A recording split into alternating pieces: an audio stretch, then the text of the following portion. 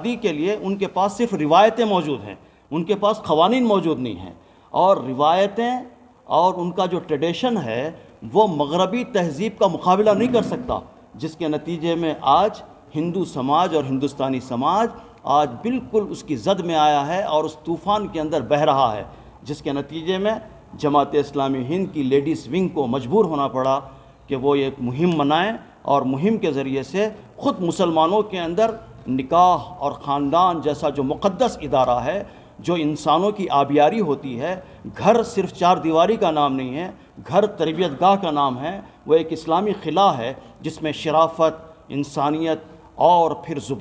زبان سیکھتا ہے بچہ، اخلاق اور آداب اور اقدار سیکھتا ہے۔ ایک ایسے ادارے کا نام گھر ہے۔ گھر صرف گھر میں رہنے والے افراد کا نام ہے، گھر میں رہنے والی چیزوں کا نام گھر نہیں ہے، یہ بتانے کے لیے، اور پھر میاں بیوی کے درمیان میں اچھے تعلقات ہوں، رشتہ داروں کے اندر صلہ رحمی کے ساتھ میں وہ کام کریں، اور پھر اسی طرح اگر کسی کا انتقال ہو جائے تو وراثت کی تقسیم حق باجانب طریقے سے سورہ نساء کی ابتدائی جتنی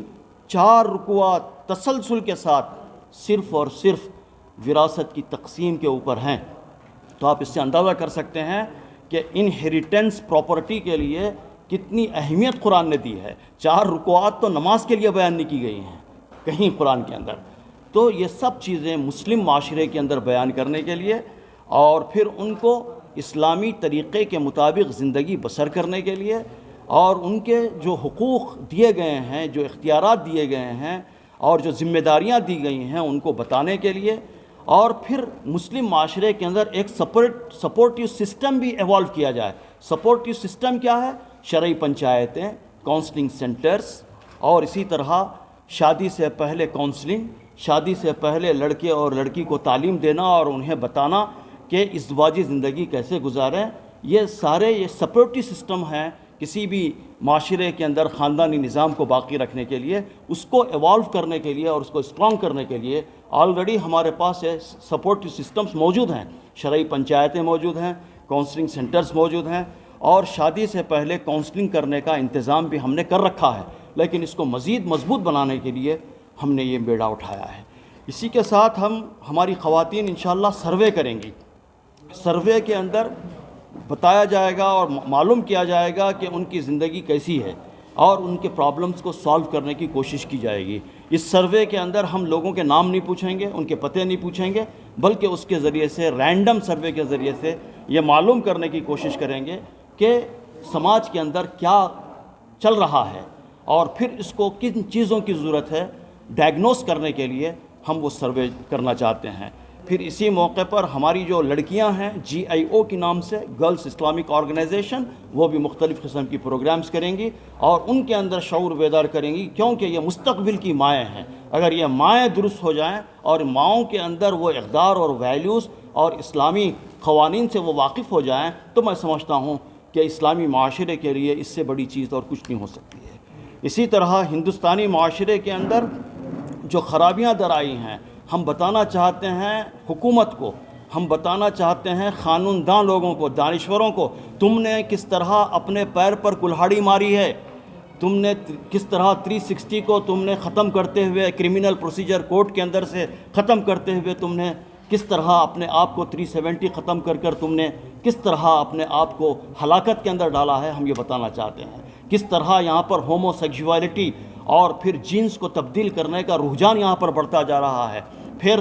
نہ مرد نہ عورت، اس طرح کے لوگوں کی تعداد کے اندر اضافہ ہوتا چلا جا رہا ہے جو سماج کے لیے ایک نئے پیسے کے خدمت گزار نہیں ہیں۔ سماج ان کے لیے ساری خدمت کرتا ہے لیکن وہ خدمت کرنے کے لیے تیار نہیں ہوتے۔ اسی لیے تو اسلام نے زنا کو حرام قرار دیا ہے۔ زنا ایک ذمہ دارانہ قسم کی چیز، غیر ذمہ دارانہ کہ اسٹرانگ فیملی اسٹرانگ سوسائٹی کے کیمپین میں ہم لوگ سب کل سے داخل ہو جائیں گے۔ اس کا آگاہ کرنے کے لیے آپ تمام کو ہم لوگ انویٹیشن دیے، آپ اس کو قبول کر کے یہاں پہ آئے ہیں، آپ کا بہت بہت شکریہ۔ کہ اس good afternoon each and every one. Jamaat Islami ہند ملک کی ایک معروف تنظیم ہے۔ اس تنظیم نے ہمیشہ ملک کی سالمیت کو برقرار رکھنے کے لیے، عوام کی فلاح و بہبود کے لیے اور آفات ناگہانی کے موقع پر، ہر اس موقع پر جب انسانی معاشرے کو مدد کی ضرورت ہو، اصلاح کی ضرورت ہو، ان تمام چیزوں پر انہوں نے، اس تنظیم نے اپنا ذمہ دارانہ رول ادا کیا ہے، ادا کرتی آئی ہے۔ آج اس موقع پر کووڈ-19 کے بعد خاص طور سے جو سروے رپورٹس آئی ہیں اس کے ذریعے سے سارے ملک نے یہ اندازہ لگایا، بلکہ دنیا نے یہ اندازہ لگایا کہ خاندانی نظام بے انتہا انتشار اور ٹوٹ پھوٹ کا شکار ہوتا جا رہا ہے، اور اس کے اندر جو افراتفری مچی ہے اس کا واضح اثر سوسائٹی پر پڑ رہا ہے۔ ایک سوسائٹی اس وقت تک ایک اچھی سوسائٹی نہیں بن سکتی